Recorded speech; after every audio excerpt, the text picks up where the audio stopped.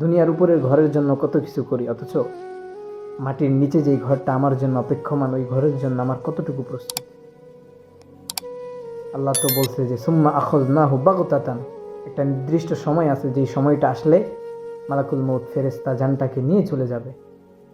দুনিয়ার কেউ আটকায় রাখতে পারবে না, যার জন্য এত কিছু করতেছি, যেই ছেলে মেয়ে যাদের জন্যই করতেছি, আমি আমার জন্য করতেছি। আমি তো থাকবো না দুনিয়া, আমি কার জন্য করতেছি? দুনিয়ার কাজ করতেছে, মসজিদে আজান হচ্ছে, মুয়াজ্জিন আজান দিচ্ছে ওনার মতো, তো দেখ সমস্যা কি? উনি ওনার কাজ করতেছে, আমি আমার কাজ করতেছি। দিন শেষে আমি মানুষ তো থাকার নয় ভাই দুনিয়াতে, আমি তো চলে যাব দুনিয়াতে।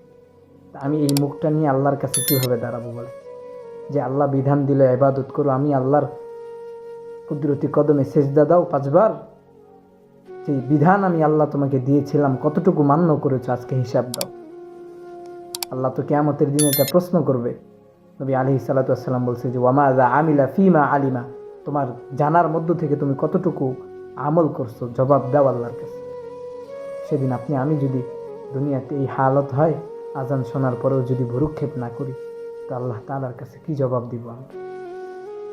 আসেন, সময় আছে এখনো, যেহেতু এই শরীরের মধ্যে রুহটা আছে, এখন আল্লাহ যেহেতু ইচ্ছা স্বাধীনতা মতো চলার শক্তিও রাখছে, আসেন আমরা পরিবর্তন হই, আমরা নিজেদেরকে পরিবর্তন করি। আমরা আমাদের রবের জন্য, নিজের আখিরাতের জন্য, নিজের শরীরকে জাহান্নামের আগুন থেকে বাঁচানোর জন্য পরিবর্তন হই।